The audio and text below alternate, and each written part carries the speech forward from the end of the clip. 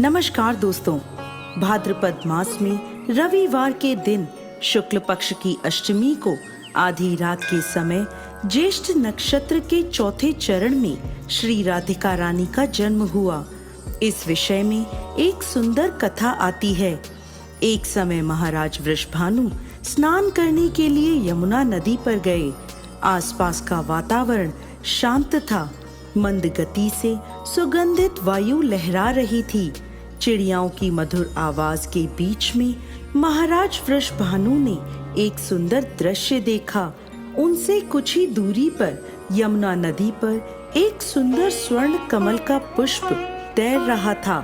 स्वर्ण कमल उन्होंने पहले कभी नहीं देखा था, ना ही उसके बारे में उन्होंने कभी सुना था। कौतूहल पूर्वक वो उस कमल के पुष्प के पास गए। वहां जाकर उन्होंने देखा कि उस कमल की पंखुड़ियों के बीच एक अत्यंत सुंदर और सुकोमल बालिका सोई हुई थी। उसका वर्ण पिघले हुए स्वर्ण के समान था। नेत्र कमल की पंखुड़ियों के समान थे। इस बालिका को देखते ही महाराज के मन में वात्सल्य की वर्षा होने लगी। उन्होंने उस कन्या को अपनी गोद में उठा लिया।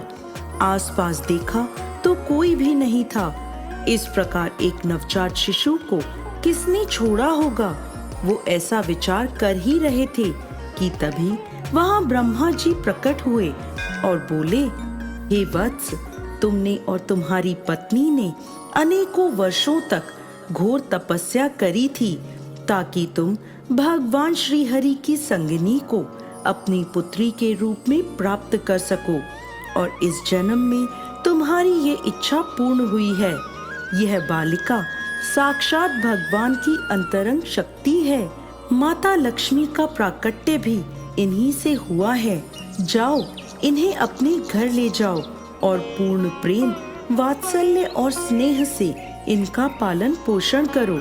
ऐसा कहकर ब्रह्मा जी अंतर्ध्यान हो गए और महाराज वृषभानु के आनंद की कोई सीमा नहीं रही। पूर्ण हर्ष के साथ वो उस कन्या को अपने घर ले आए और अपनी पत्नी कीर्तिदा देवी को सारा प्रसंग कह सुनाया। कीर्तिदा देवी भी इस नन्ही सी बालिका को देखकर अत्यंत प्रसन्न हुई।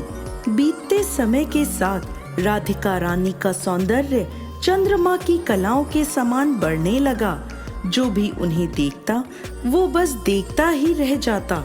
महाराज अत्यंत स्नेह और प्रेम के साथ अपनी इस बालिका का जतन कर रहे थे।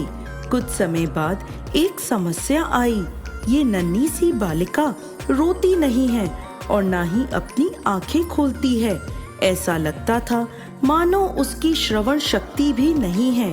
यह देखकर कीर्तिदा देवी और महाराज वृषभानु अत्यंत चिंतित रहने लगे।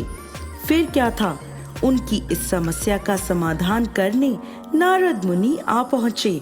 उन्होंने महाराज वृषभानु को सुझाव दिया कि आप अपनी पुत्री के जन्म के उपलक्ष्य में एक समारोह का आयोजन करें और इस समारोह में अपने परम मित्र नंद महाराज को परिवार सहित आमंत्रित जरूर करिए।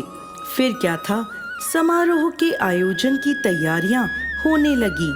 नंद महाराज को विशेष आमंत्रण भेजा गया। अपने मित्र के निमंत्रण को स्वीकार करते हुए नंद महाराज, यशोदा मैया और नन्हे कान्हा बरसाने आ पहुँचे। नन्हे कृष्ण को पता था कि उन्हें क्या करना है और कहाँ जाना है। अपने घुंघरू खनकाते वो सीधे राधा रानी के पास पहुँच गए। जैसे ही श्री कृष्ण ने पालने में सोई हुई राधा रानी की ओर देखा तो उनकी सुगंध से राधा रानी जान गई कि उनके प्राण प्रिय श्री कृष्ण आ गए हैं। अत्यंत हर्ष के साथ उन्होंने अपनी आंखें खोली और सर्वप्रथम भगवान श्री कृष्ण का दर्शन किया और थोड़ी ही देर में वो रोने लगी। अपनी पुत्री को पहली बार नेत्र खोले और रोते हुए देख कीर्तिदा देवी और महाराज वृषभानु अत्यंत हर्षित हुए। इस प्रकार उनकी पुत्री के जन्म की प्रसन्नता दुगनी हो गई।